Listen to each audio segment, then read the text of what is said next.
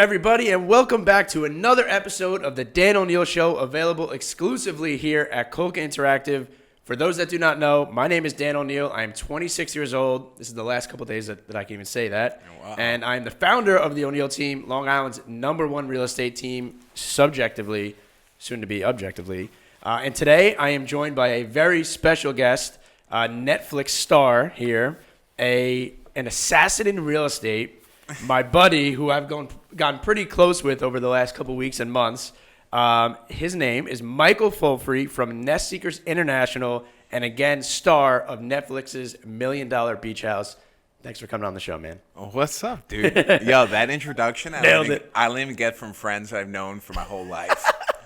So I nailed it. So killed it. Thank you. So it's fucking beautiful. You got a face for TV and a voice for radio. I think I have a voice for radio, not the face for TV. You I'm do. ugly as sin, dude, and I'm short, and I'm short as hell. That doesn't matter anymore, bro. It's about the pocket. So we have a ton in common. Yeah. I mean, aside from you being 6'11" and me being 5'4", on a good day, you know, we're both young. We're both young in the business. Yeah, you know, we don't have a ton of experience or a ton of years in real estate, but we're both outworking our competition, and we're both making a huge splash in our prospective market. So you handle predominantly out east in the Hamptons. My business is out towards, you know, the island and Center Island and Western Suffolk. Yeah. But we're both taking over our prospective markets. So for those that don't know, for those that maybe haven't seen the show, give me a little bit of a brief synopsis on yourself, you know, how you got into the business and what you're doing now. Yeah, sure. So it's funny. I actually, 100 pounds ago, I was a model. So out of high school, I was scouted to go to Milan. So I lived in Milan for a long time. So for about 4 years, I was going back and forth, working with a lot of big fashion designers, working in New York also, and doing a lot of really cool stuff in fashion. I never was really a big fashion guy. I kind of dressed like Adam Sandler. With the oversized Nick sweatshirt and stuff. Yeah, dude, I'm in sweats and sweatshirts. That's how I like to dress. It's pretty funny how I wasn't really the biggest fashion guy, but I really did admire a lot of work of these guys. And a lot of people really helped me out throughout. And I got really close with a guy, Alexander McQueen, really well-known fashion designer. And it really showed me that, like, you know, even being a novice or being in the beginning of something, you know, if you're a good guy, you can get some opportunities. So I saw, you know, that even it's a business that was so unconventional for me, it ended up working out really well. So and you get to travel the world, like with celebrities and huge fashion icons, and we're not going to talk about that, but that's a really cool experience in itself. A lot of celebrities, and they're interesting. It's like I always tell everybody, you don't want to meet your hero, right? Yep. And someone you think, you know, you portray on camera can be a lot different when you meet them in person. I've experienced that before, and a lot of people have been cool, but in that business, it's very interesting how a lot of people can put on a facade and so on and so forth. But, you know, it was good while it lasted, and I knew when it was time to get out. Right. And, you know, I kind of delved into let's chill and have some fun, went to Aruba a lot, traveled, spent almost like, I went from Italy and then spent 4 weeks in Aruba. Jeez. And then just came home and enjoyed the summer on Long Island, went fishing in Montauk. Yep. The whole time I fished a lot with my father. So that's awesome. Me too. Yeah, dude, striped really bass, cool. live porgy fishing, bro. Yeah. Live porgies, they go crazy. So it's like Bob Rochetta. That's it. We go out of his charter boat, yep. Frank Mundus is really well known for, you know, he's a crazy guy. So I mean, Montauk, the locals over there, it's a whole nother place. So especially growing up and having time out there, you know, it was really enjoyable. So I decided to, you know, finally get into the business, you know, and do real estate. It's always a passion of mine. My mother closed mortgages back in the day. She spent 25 years out in the East. So she was in the Hamptons, hustling her ass off, driving around to closings and doing everything she could. And it was crazy before 2008. That was of the boom. It was the Wild West. Yeah. Anybody can get a mortgage. You could be a stripper and get a mortgage. So, I mean, literally, nobody was asking about income. Yeah. Nobody was asking about anything. You can get multi-million-dollar properties. So it was crazy what was happening in the market. And it's almost like The Big Short, and everyone's talking about the stock market right now. It's like the movie The Big Short. You know, mortgages they saw were over-leveraged. And that's what happened. But luckily, my mom worked during the boom.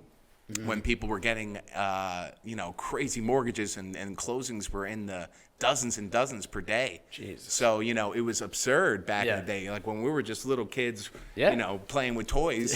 Xbox, the real estate market was literally going crazy. It was so bullish. So what made you finally decide, like, you had the passion, your mother was in the business, but what made you finally say, like, all right, you know what, I'm going to be leaving the modeling industry. I'm going to, stop the kind of vacationing almost or taking whatever time off. Like, what made you get into the business? It's because, like, listen, even in school, like, all my buddies know me, and I'm not changed. Like, how I am today and on the TV, on my Netflix show and on this podcast is how I am. I never was really big into school, and I knew that wasn't really a passion of mine, and it just wasn't. And that's kind of indicative of what happened going forward. Right out of high school, I go into modeling. I spent years doing that. College just wasn't something that I thought worked for me. I also didn't feel like I can be a corporate suit. I love your suit, by the way, but I'm all about really kind of building my own thing and not having a set salary. Right. I love the fact that in my business, like, I can make whatever I want. Depends on the output and what I do. Well, right. It depends on how much energy you're putting in, the time, like how hard you're working. And I don't want to be told, listen, you make $80,000 a year, you come in 9 to 5. Yeah. There is a lot of beauty to that. And I have to say, because, what we go through at night, not being able to sleep sometimes and, waking up at 3 o'clock in the morning. Yeah. Happened to be last night. I woke up at literally 3 a.m. in a cold out. sweat. With anxiety. And and you're like, because you're dealing with people's properties, you care about what you do. Yeah. So it's a lot more of a mental toll, but you sacrifice that. But also the reward that you get back is kind of the freedom to be your own boss, which is what you did. Yeah. Which is incredible at your age. I'm 31. Absolutely. So, I mean, listen, we're both incredibly young, and especially for industry standards. I had the 9 to 5 or whatever it was before I got into real estate, and I just wanted to be my own boss. Like, I wanted to control. If I put X amount of hours in a week, I'm going to make, X amount of money, or I'll be able to help more people, whatever it may be. But there's nothing, we're not hating on the 9 to 5. It's just, it didn't fit our personalities. No, absolutely not. So you get into. God bless them. God bless them, because it's quality of life. No, it really is. It's nice. It's nice.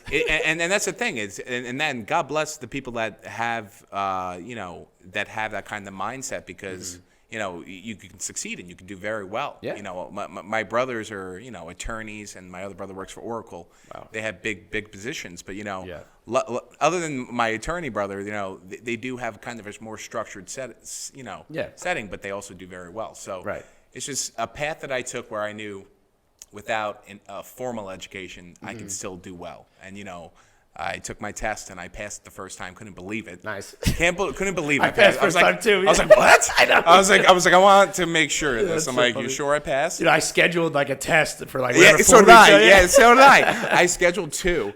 So I'm like, I'm not waiting. I'm gonna fail. Yeah, I'm like, I'm gonna study hard, but like, I feel like I'm gonna forget all these gross easement questions and like learning zoning.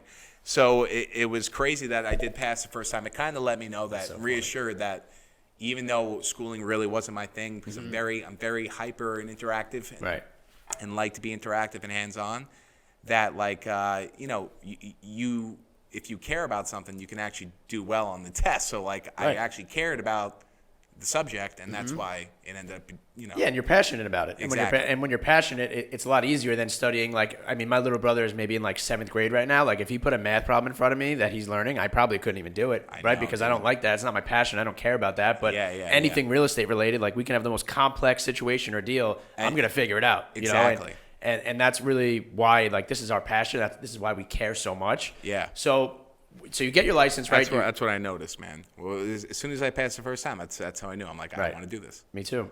So you get your license, right? And you've only had your license for what now? Like 2 years and 6 months. Okay, wow. So basically same thing with me. Yeah. I'm coming up. Well, maybe I'm like 2 or 3 months ahead of you. Dude, wow. That's crazy. I'm coming up on 3 years in a few months here. And you got an empire. Not yet. Working on it. I love it. You too. But so you 2.5 years ago. I'm building it. You get in, right? Did you join with Nest Secrets right away? So actually, it's funny. I joined with another brokerage. Okay. So I was with another brokerage for only a week and a half. Great people, Town and Country in the Hamptons. Right. Incredible people. It's just I felt like it wasn't the right place for me. Literally, everybody was a little bit older, really seasoned, smart people. which is great to be around. But Yep. I want that youthful energy. I was trying to find a place. So originally, I was going to stick with Town and Country and just start really pushing the pavement and kind of seeing what I could do. Yeah. I was going after every builder. I was going everywhere. So like all the open listings. So I started splashing like, who is this guy coming in? Literally 4 days in the business. 6'11". Yeah, it's gigantic. And just like coming after builders. So I met this incredible agent, Noe, from Nest Seekers. And she goes, and you know, a builder called her and said, listen, this guy's going to come in and he's going to do half the showings with you. Wow. And I'm sure Noe, and I can understand it, would be like, this guy's been doing this for 4 days. How the hell does I already got in contact with a builder in 4 days, got him, and this is a $6 million home. Jeez. I got him to let me do half the showings Wow. in such a short period of time. So I appreciate Noe for everything because none of this would have happened. She spoke with the GM and the CEO Right. and said, we need to bring you on board. And a few days later, I literally got the call that, you know, Wow. there's this big production that we're doing. And we want to, you know, it's really going to be about these young up-and-coming agents. And, Oh, wow. you know, So you were like, so you were really brand new. Like, dude, I was in Costco. When I got the call, like I was literally just looking at like a 18-gallon thing of Windex. I was like, who would need this? Like literally, that's what I was like, that's a gigantic thing of Windex. And then I got a call from this guy, and he's like, I'm the CEO of Eddie Shapiro from Nest Seekers, and I'm like, are you kidding me? I'm like, this is incredible. yeah, that's nuts. So like, and I know about him because of $1 Million Listing, and you Right. know, everything that you know he's done with his brokerage, and he opened up right after 9/11, Yeah. and really took over New York, and we're taking over everywhere else.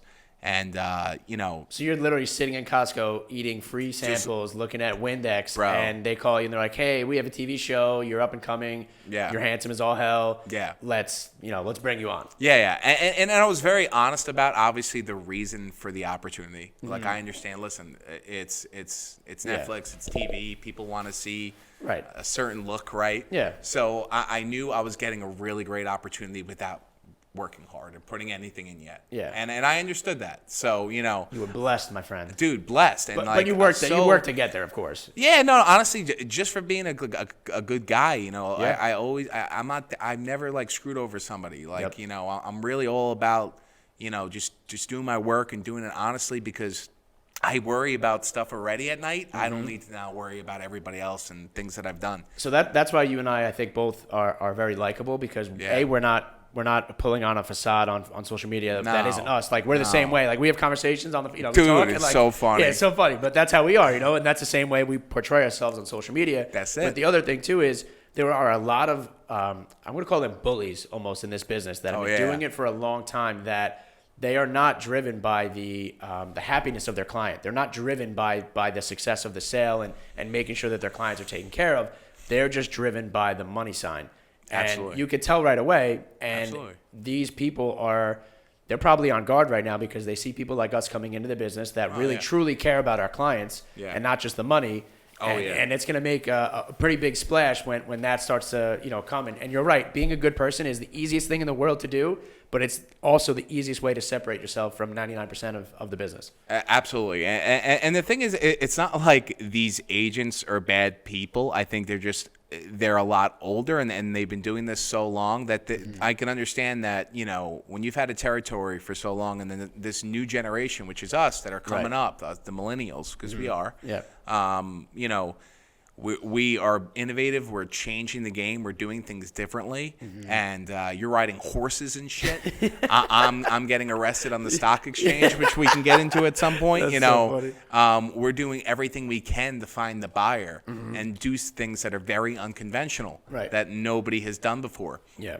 And I think COVID especially has driven that social media kind of agent to a whole nother level. Well, absolutely. Like, it's unbelievable what's happening with that. The amount of people that are spending time on social media, that are spending time on Facebook, Instagram, Zillow, whatever it may be, out east. I mean, Z word. Yeah, I don't like it either. And I'm part of the problem because I spend so much money there, but I hate them too. I told my rep yesterday, I literally was like, "This, you're the worst." You know, not her, but Zillow in general. Yeah, no, it's tough. It's tough. But now everyone's sitting at home and they're on social media, they're on Instagram, they're on Facebook, and we're not allowed to really, network in person as much where we used to be able to. So everything is online right now, and that's where you and I can succeed in. Yeah, and content is king. Yeah. and you're one of the best at it, bro. You too. And I noticed. Thank you. Well, and it's because of honestly, my content was shit before Netflix. Okay, they really helped me learn how to kind of get to an audience. Like, I started with 300 followers. Now you it's not like I have a ton. Now you have 13. You're verified. 13,000. I'm verified. You're verified. I have a blue check. That's insane. Which is hilarious. Which is sick. It's really cool. It's cool. I mean, honestly, I'm like the antisocial social guy. Did you just wake up and you just had a check mark on your thing? Like, how does that even work? Yeah, so you actually trying to get my boy Eric from Broke Agent. He's trying to get verified. There you go. He's got a ton of followers, like a 250,000. Yeah, he's killing it. He can't get verified. Yeah, I mean, it's really just to protect the identity. So it's all my modeling stuff. So what was happening originally was, as soon as your show aired, I had 80 fake profiles made, and they were using my modeling pictures, Catfishing people. So so it's not a good thing. So it's really to protect the person also from just, someone saying terrible things and representing your brand and it not being you. But did you so just that wake blue up? Check mark, or did you just wake up and you had it? Or so no, I actually submitted. I had to submit my driver's license with them. Wow. They speak with you. You submit your driver's license, and then you find out if you get the blue check mark. And wow. I woke up one day, I saw it, I was like, "What is this?"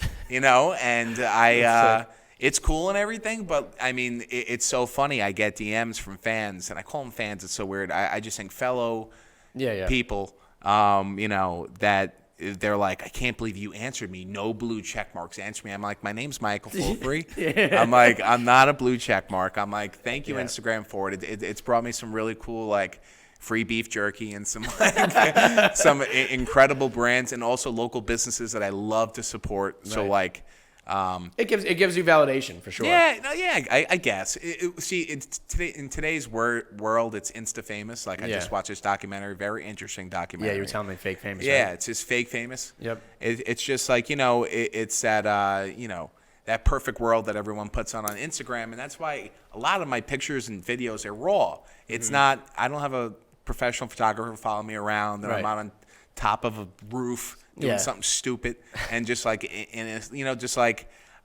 really do things a little bit differently.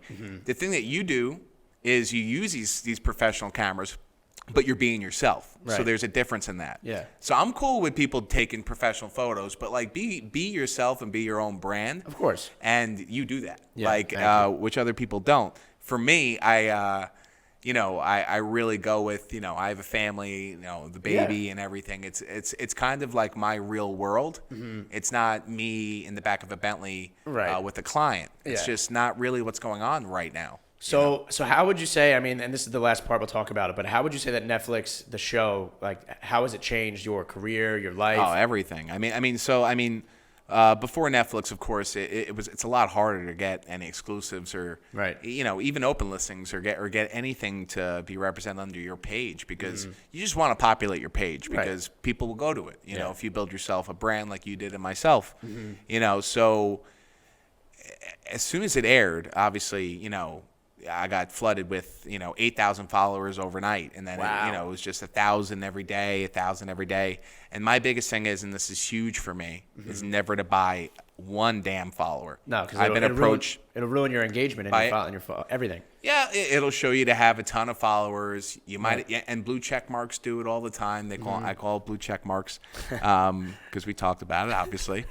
That these guys do it to bolster their audience, but I don't want to do that. I'm so in love with my 13,000 followers. You have no idea. I appreciate their likes or them checking out my story, and it'll grow organically, and I'm growing organically. Yeah, and I just want that to be a sign of listen, you can do it a different way, you know, and I'm showing people that because you got to understand a lot of younger kids than us, they're looking at us and they're seeing what we're doing. So which is crazy. I really, dude. So, and we have these platforms that we're able to create through podcasts. You don't need Netflix. There's so many different ways that these guys are now building brands. Yeah. And you're doing it, and it's just it's dope, and you can do it locally. And I want people and the younger people to be influenced the right way, and not say, okay, I gotta go do something salacious or something crazy or spend all this money to get followers. And it's just not needed. It's not worth it. And It's it, not and worth it, it. well, and it also like It'll backfire in a point. right. And it's like analytics too. Instagram is incredibly unique where like they'll know if you have fake followers. They won't post your stuff out there. They won't advertise it. They won't promote anything.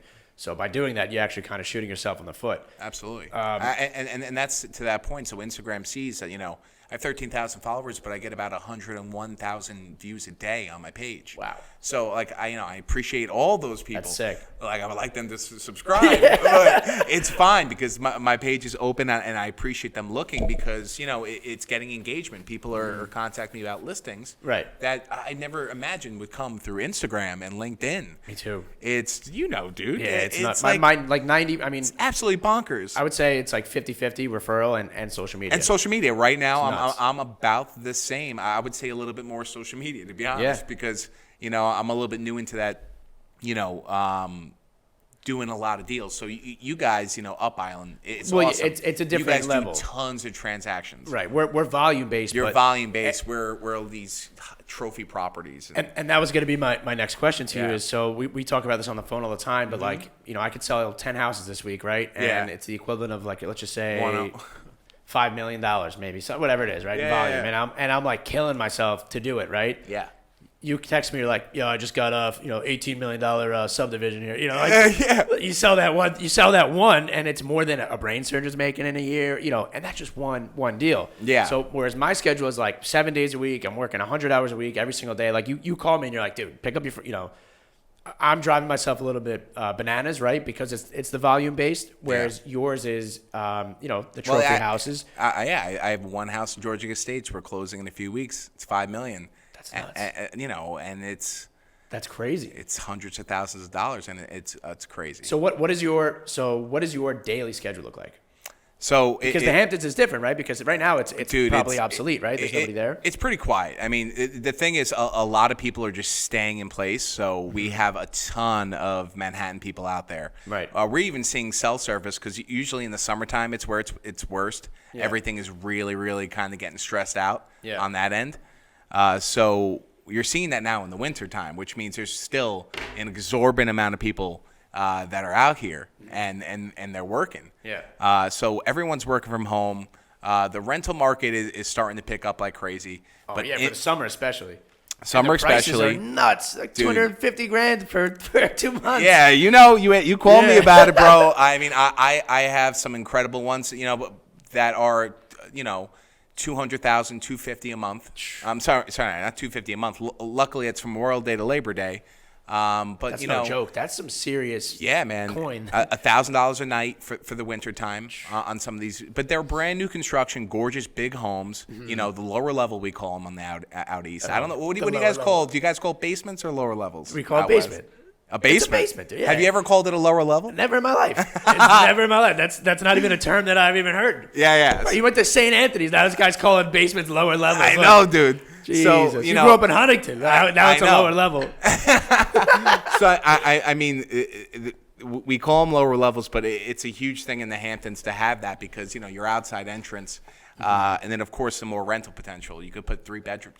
You could put 3 bedrooms down there. On a new construction, you can count that square footage. So, it looks really good on the sale when the above levels are 4,000 square feet. You got 2,000 on the bottom. It's a 6,000 square foot house. So, that's nice. It's kind of a good selling point, and it's just so funny how our lingo is a little bit different from the west to the east. I mean, it's almost like it's an entirely different world. It is. How did so I'm curious, how did COVID affect your business? And of course, obviously everyone knows that everyone from the city's leaving and they're going out to the Hamptons, and I'm sure it was probably banana lands for a few months. Yeah. So for us, we were shut down for a couple months. We couldn't show anything from like March to June. We were selling houses on like FaceTime, Zoom, which was bizarre.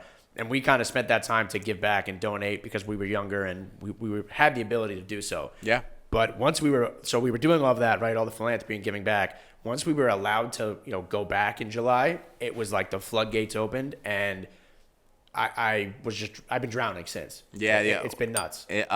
Same here. So I mean, exactly same situation. I mean, it was really tough because I took on a few bankruptcy deals. I took on a few different deals that I just took on, and I was really wanted to go hard on the open houses, and then March March hit, and then the news came out, and then we were completely shut down, just like you guys. And then we thought this was going to be the end.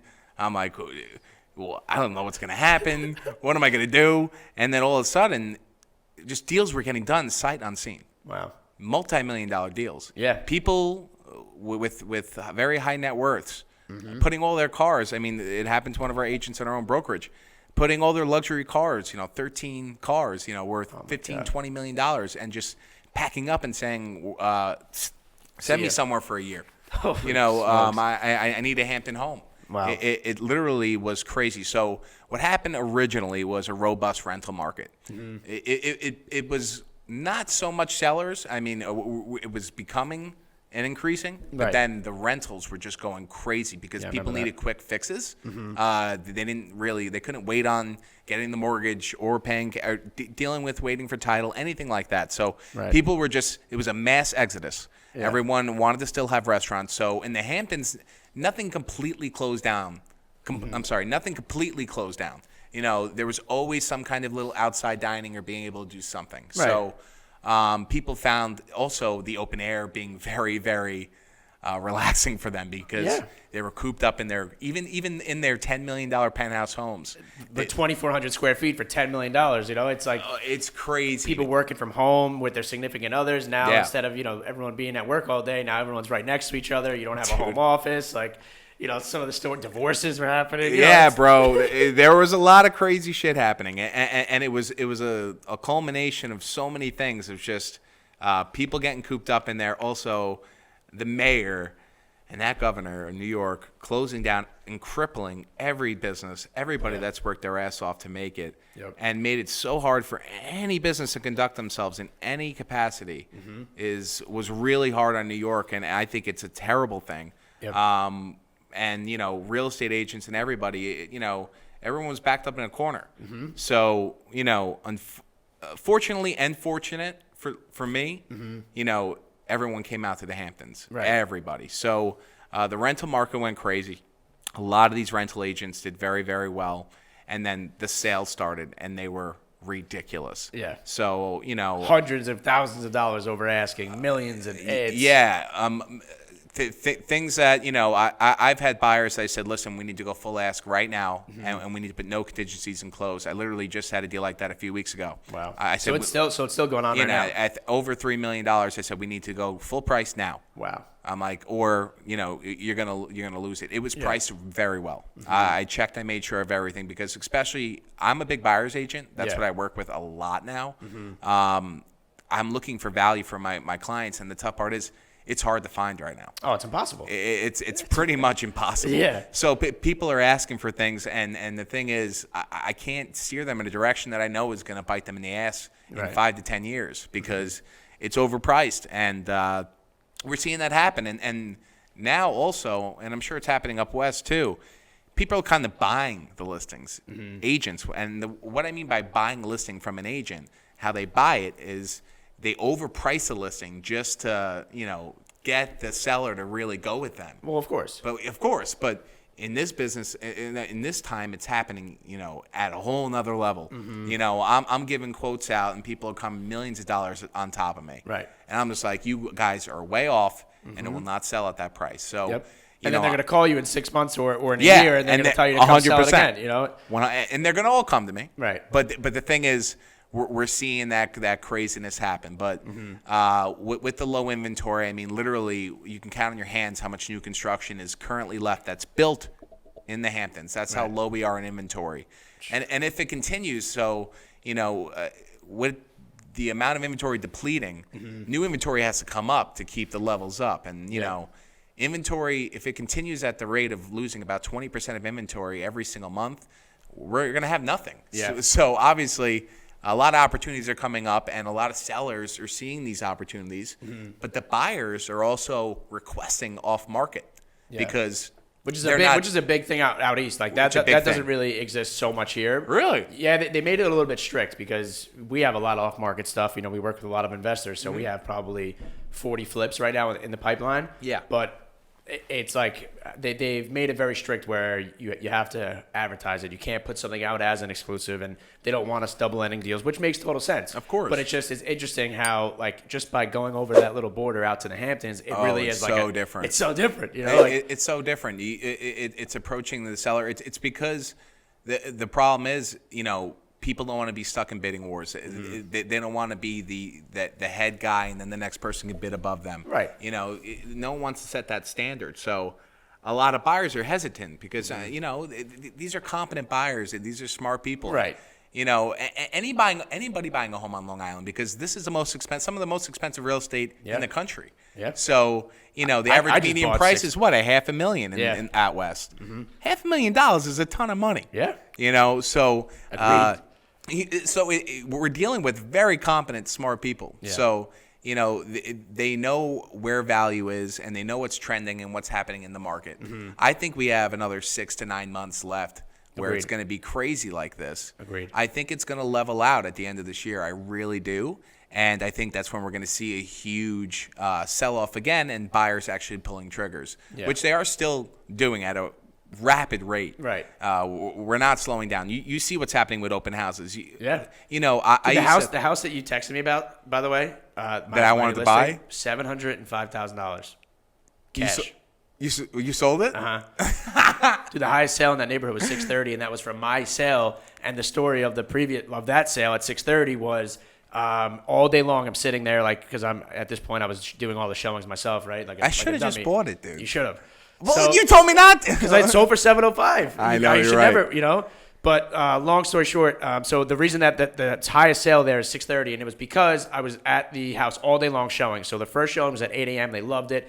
They happened to drive past it at 7 p.m. I'm still there. But I haven't eaten anything all day except for, like, Skittles. Yeah, of course. I'm cross-eyed at this point. We live on weird shit. Yeah, I'm literally... Big nuggets. Yep.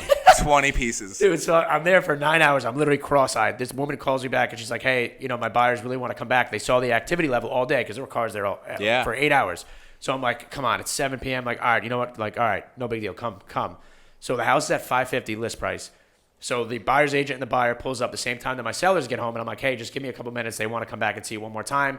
They saw that there were so many people here. They want to, see it one last time.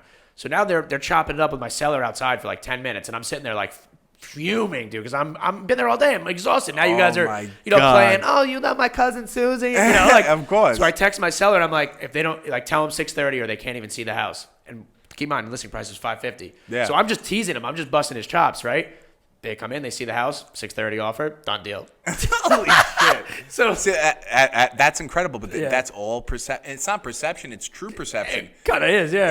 It's incredible what can push people to make deals. So, like, I'll give you an example too. So, Georgia Estates is a part of East Hampton that's really well known. It's the estate section. So you have no commercials, no commercial properties. It's all just beautiful palatial, large parcel of land estates. Tennis courts in the front, like crazy shit that you don't really see. What happened was I had it like a kind of an open house viewing where it was, you had to stay outdoors. Everyone had to stay kind of apart. They had to wear their masks. I had a few scheduled showings, and the house is, over $5 million, $5 to $6 million. Wow. So on a usual day, you'll have 1 or 2 showings the most on an open house, unless it's priced ridiculously well, which we were priced aggressively. I had 28 people show up. Oh, my God. And that's like unheard of. So it was just like Ferraris, Bentleys, and Teslas down an entire road. I was just like, look at these cars. These cars are more combined than the house. God. And it was just like, where are these people coming from? And, the seller was really surprised and was like, can you let me know next time? I'm like, honestly, I don't even know how this happened. I thought I was, because I was getting calls like crazy on it. It was so wild that I thought I was scheduling people on different days. And sometimes you're just scheduling. I mass scheduled a few people without even knowing. And that's how crazy the market has been. You had the time. I got the cops called on me at an open house.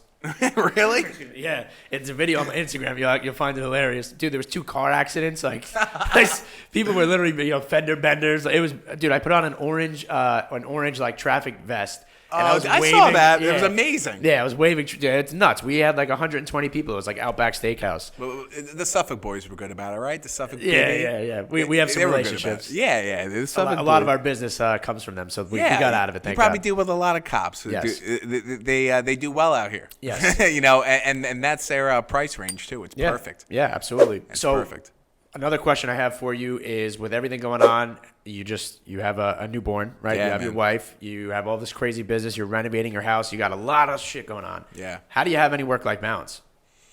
Well, it's tough because my wife owns a very large company, our family company. With her father and uncles and aunts. It's called Kanko's Tiles. So it's a big. No way. What's the jingle? Call Kanko's for the rest design of with your the life. pros Oh, at yeah, Kanko's. Yeah. Families No way. down. No way. That's your. That Kanko's. Oh my God. That's your Yeah. wife, and like that's your business. Yeah, well, it's my wife. My wife Design is. with the pros at Kanko's. Yeah, dude. So my wife runs the Southampton Yo, office. that's crazy. We have all the aunts and uncles have kids, so they're all running all different offices. It's a huge family business, and it's really cool. I mean, my father-in-law, of course, is a huge part of it, and all his brothers and sisters. So That's crazy. dude. It's a local business. It's been around since the mid 1900s. Dude, I've been seeing that commercial since I was 5 years. You know I what know. I mean? Like, So I don't think I never told you this. No, huh? no, I didn't know. So, It's so now, funny. when anything you need for Yeah. your people, you need renovations done, dude. I'm your guy, I'm calling you right, bro. right away. You doing 250 homes? How many homes you do a year? I mean, this year, hopefully, 250. Yeah, dude. Plus. So 250 homes. I think we can renovate a few of those together. All right, Absolutely. but so so a funny. lot of people are very surprised. A lot of people, they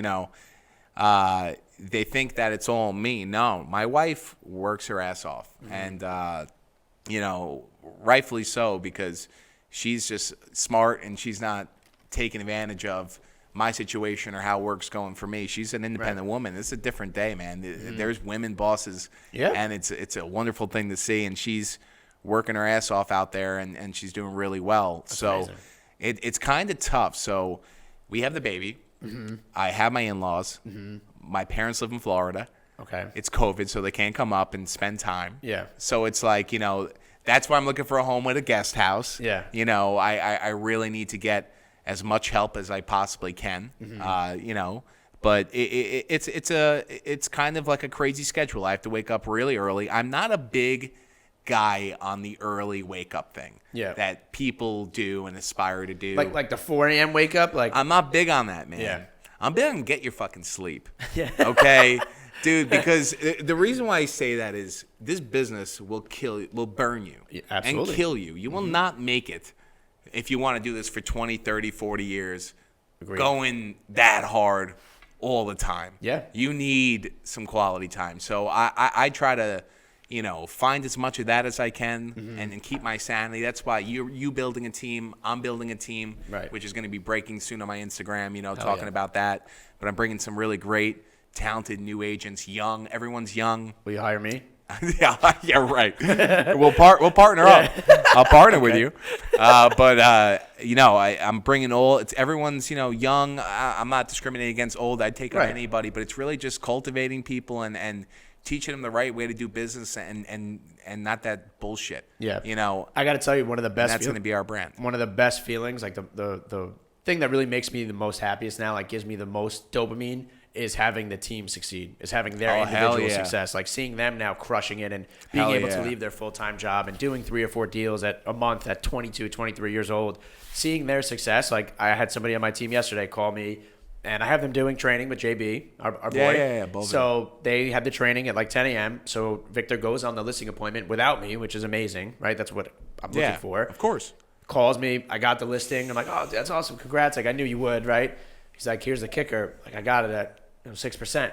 I'm like, wow, Damn. good for you. Because, there's other brokers that are going in there. 4 They're or like 5, 2, 4. 3. Dude, there's people 2, that, 3? bro, I swear to God, I'm like the police with it. Like, because You get what you pay for on that. 100%. But the funny thing is, one of my first ever listings, the guy, like, I needed some sort of business, so I took it like 3.5, and I got in the beginning you got it. I got raked over the coals so bad by some of my mentors now, like at the time, that now if I see that, I want to be the person that they were to me. That's like, yo, listen, that's not cool because now you're disrupting. You know, you're. It's not the right way to do things. So I see that stuff on MLS, and like I try and call them out and bust their chops. For sure, because what you're doing is you're setting a new standard and you're lowering everybody's rate. Yeah, and you're ruining it for everybody. Yeah, you got to be careful, and it's like a community consensus where everyone knows, okay, this is where the points, this is where we're going to keep it. Because I mean, people think we're just these door openers. We're not. Nope. We work our fucking asses off. Yeah, and we spend a lot of money marketing and advertising too. Yeah, exactly. And especially these days where, you know, it's a different kind of marketing. I've kind of swayed away from the magazine marketing because during COVID, who the hell is picking up a magazine in a brick and mortar store? Yeah. Nobody. Okay? Unless you're getting directly sent to your fucking house. Who is doing that? True. I mean, nobody. So Right. I've been fortunate to actually, my marketing costs have gone down since COVID. Wow. Because I'm not having, in the Hamptons, you're having extravagant open houses. I mean, episode 1 and 2, it's all literally this. Those are the only 2 I watched, and that was for you. Yeah, dude. So I mean, it was like, you know, a huge extravagant open house costs, you know, a lot of money. You have a lot of liquor. You have the cost, and you want to be careful too because you can't liquor these people up like crazy. They got to drive home. I know. So, you know, everything is, you know, very interesting how you got to, you know, handle things. So in the Hamptons, you have people that serve you food. You got to pay for the servers, bartenders. Yeah. So, you know, there's a lot of money involved in that. Luckily, right now, that's not happening. Right. So you're selling these multi-million-dollar homes, and to be honest, you're saving money on the marketing because you don't have to throw these extravagant parties. That's awesome. They're really just for show. Yeah. It's all just a little like flex for everybody in the community. So what is your, as we start to kind of wrap this up, what is your, I guess, your 2-year plan? What are your goals? I mean, I know you just mentioned that you're starting out a team. Like, where do you see yourself in the next few years? So I like to be very real about that and setting myself with like real goals. And some of these people that set these goals, I'm like, bro, like, come get the fuck out of here. Come on, let's be real here. Yeah. Like, so my whole thing is I want to sell, you know, I want to build a team. My team is small. It's going to be 5 and under. It's going to be very small because I want to have the time for them. I don't want to have 20 people under me. No. Until you slowly cultivate and built yourself, you know. Right. And you have them training and things like that. You know, my capabilities aren't like that on the East End. It's really a different kind of place. I need to take them around, show them, you know, what a wetland is, you know, the flood zones, all the different things that go into East End real estate. That's a little bit different than Up Island, you know. So I'm starting small. I'm thinking, you know, in 2 years, the team would be up to 10 to 15 people. Awesome. And I want to be at about $100 million a year selling real estate. That's going to happen. That's going to happen, for sure. I know that sounds like a crazy number, like selling $100 million worth of real estate, but in my business, if you can get that $20 million listing, that $44 million listing, I mean, we have a new $200 million listing coming up that, you know, we're keeping quiet right now a little bit. That's nuts. But, you know, we have a major listing coming to the market. So it's a lot of volume, but I'm sorry, it's not a lot of volume, but it's a lot of commission because of the pricing. Yeah, of the higher price point. Yeah. So, you know, I sell 15 homes a year. Yeah. You sell 250. Yeah. But we're gonna make more money. We're gonna compare pay stubs at the end of the year. It's just it's just a different thing. But like what you're doing and what I'm doing is just innovative and different. And we're being ourselves. We're being authentic. We're not putting on this fake thing. And then as soon as these cameras turn off, we're not going to be different when we walk off this podcast. No, it's just how we are. Like if you met me at a restaurant while I'm being a gavone, I'm going to be exactly how I am on a podcast or on my TV show. You know what I mean? So I think what needs to be brought back into any kind of social media or even just in business is realness and no bullshit, because I feel like that's happening a lot. But that's what this industry needs. That's what this business needs. We're shaking it up. And we're shaking it up. And that's – it's not even being cocky or overly confident. It's just it's evident, and it's something that is on my agenda, and I know it's on your agenda as well. Yeah. You told me, and you were right, when I got that watermill listing a few weeks ago, you're like, dude, it's tough out here. Like, you're coming from, you know, Western Suffolk, whatever it is. they're going to give you a tough time, and you were 1,000,000% right. Yep. And for you, like, I guess coming off of the TV show and stuff, did you have any sort of like backlash? Like, did anybody give you shit or not take you serious or bully you in a sense?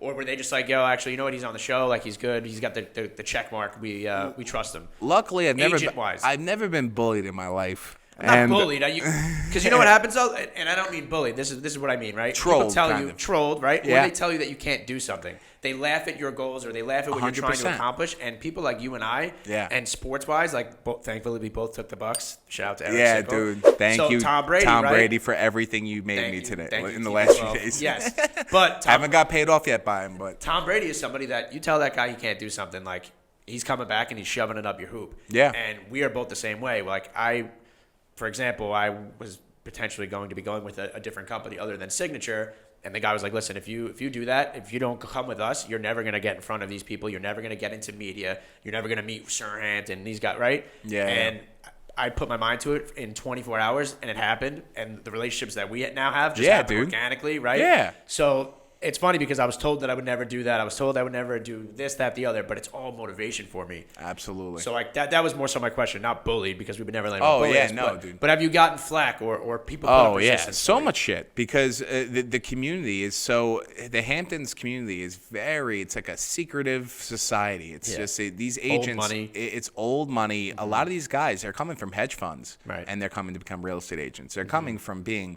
running companies, being CEOs, being on chairman on companies, being advisors, and being in the financial district, and then coming to real estate. Right. And then this guy, 31 years old, never went to college. Former Milan model. I used to hang out in my Dolce Gabbana. Yeah, I used to be a Dolce Gabbana underwear model. And I come into these hedge fund guys are like, who the hell are you? Yep. So I can understand. Honestly, I understand it because I take it as flattery. All these big agents that, especially if they say anything, at least they're talking, and I want them to know who I am. Mm-hmm. And I'm making a splash with the short amount of time that you're in this business. What me and you have done is not normal. The first 2 years in real estate, and I told everybody that I'm bringing onto my team, it's like an apprenticeship. Yeah. Don't think you're going to be making money. I say you need to at least have a year and a half's worth of salary saved. Mm-hmm. You need money saved to be able to afford to live. Yeah. Because 80-90% fail, and this is not to deter anybody. No, of course. This is the best time, honestly, not to fail in real estate. You could probably get in real estate now and sell a home in 2 days. Back then, honestly, you list anything. Anybody can list it. I can take my baby's fingers and list a house up west, and it would sell. It's true. Especially if it had the O'Neill team on it. So, it's just crazy how, the market is, but people need to understand real estate is extremely hard. That's why there's not a million of us around. Yeah. Because it's not easy to make it. Mm-hmm. And I have a lot of people that have helped me throughout the way, and it's tough. But I would say anybody getting into it, because I didn't do it this way, which I should have, is to get on a team first. Do not go by yourself. Agreed. I went by myself, and if it wasn't for Netflix, I'm going to be honest, and getting that help, it would have been a lot tougher for me to get to the point I am now. It made me speed it up a few years. Oh, I expedited it to the utmost degree. Oh, my God, dude. So, my biggest thing is, and it's not to promote me or your teams and to get people to come to us, but it's to say, get with a seasoned agent or broker who knows what they're doing. Get with your team. Yeah. And then you get to meet all those buyers. So it's like, it's building your own brand within a brand.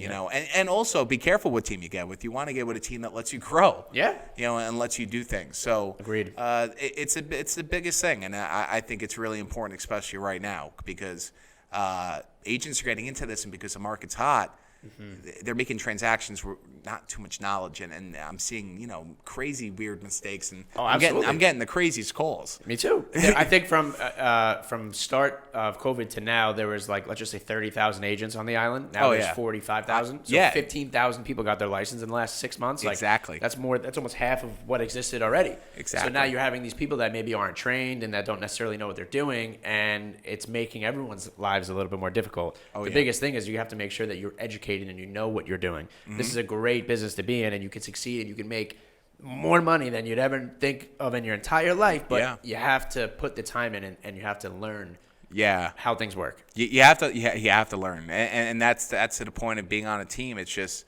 some of these new agents because we've both seen the huge influx of new agents coming in. Yeah. And it's all our age. It's easy, and it's great to see. But you just gotta, you gotta give them a little cautionary tale that it's 2000. The reason why it's so crazy is what's going on. In 2018, no one would be jumping out, through all these hoops to do anything.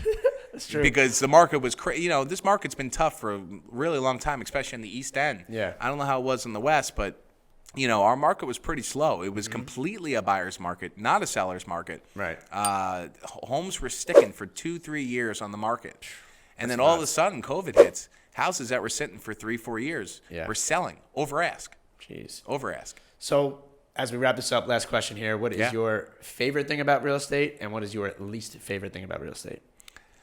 Honestly, my favorite thing about real estate is when I sell somebody their dream home and I see them finally sign the paperwork, the closing. The commission is also part of the favorite part of real estate, and the other half part is the commission, and then seeing my buyers' faces or my sellers, and just especially my buyers, because it's an emotional buy. My sellers, a lot of them are construction guys, guys that don't have any emotion in the project. It's more of just a financial thing. It's all about analytics. For the buyer, it's something that they aspire and they work their ass off to do. I just had buyers. They bought a beautiful home. It was $2 million, gorgeous, in Quag. Wow. And they're in their later years, and I know they worked their asses off for so their long. entire life. So it's just that feeling. I almost cried when I was in the closing, bro. I'm getting you a little teary. Dan O'Neill has a soul. It's just allergies. No, but it just, it's more than just the commission, the money. It's a great part of it, but it's also the faces on the people that you sell to, or Agreed. Or sell their product or buy. So it's a wonderful thing. And what's your least favorite? My least favorite is the tire kickers. I'm not gonna lie. The buyers that you spend.